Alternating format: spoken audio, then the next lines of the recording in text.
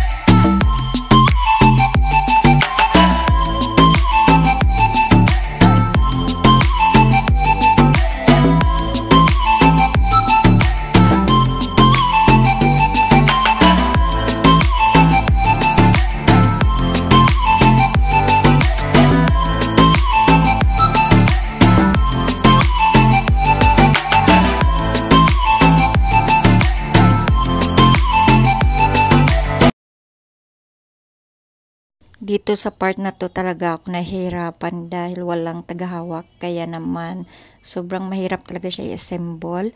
Pero maganda talaga yung resulta niya guys. Sobrang excited na talaga ako dito. Kaya naman bilisan na natin mag-assemble.